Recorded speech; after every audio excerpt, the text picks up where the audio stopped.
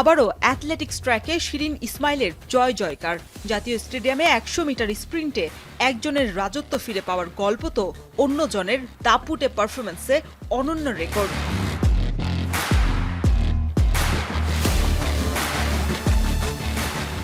আগেরবারের চেয়েও এবার কম সময় নিয়েছেন শিরিন। 12.01 সেকেন্ড সময় নিয়ে রেকর্ড টানা 16 বার দ্রুততম মানবী হয়েছেন নৌবাহিনীর শিরিন আক্তার।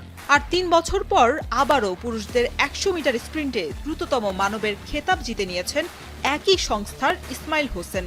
তবে এই পথে চলতে নিজেদের প্রতিবন্ধকতার কথাও জানিয়েছেন এই দুই অ্যাথলেট।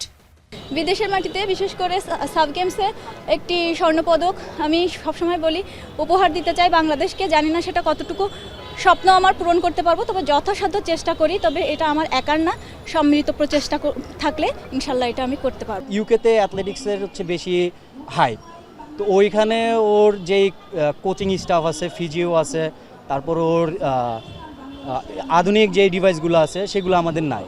আমাদের কোচ আছে ভালো, বাট আমাদের ডিভাইসগুলো নাই, আমাদের পরিবেশ নাই, আমাদের নিউট্রিশনিস্ট নাই এবং কি ফিজিও নাই, যে কারণে আমরা হচ্ছে পিছিয়ে থাকি। দেশের গণ্ডি পেরিয়ে আন্তর্জাতিক মহলে সেরা পারফরমেন্স করতে চাইলে সুযোগ সুবিধা বাড়ানোর তাগিদ দিলেন দেশসেরা দুই অ্যাথলেট। প্রয়োজনীয় ব্যবস্থা নেওয়ার আশ্বাস ফেডারেশনের। বাংলাদেশের সামগ্রিক অ্যাথলেটিক্সকে কিভাবে এগিয়ে নিয়ে যাওয়া যায় এই জন্য একটা পার্সপেক্টিভ একটা প্ল্যান করছে, এবং এই পার্সপেক্টিভ প্ল্যানের মধ্যে শুধুমাত্র জুনিয়র অ্যাথলেট তা নয়, junior athlete, senior athlete, coach, বিচারক যারা আছেন তাদের যে বর্তমান যে অবস্থা আছে সেই অবস্থার থেকে উত্তরণের জন্য বিভিন্ন কার্যক্রম আমরা গ্রহণ করব।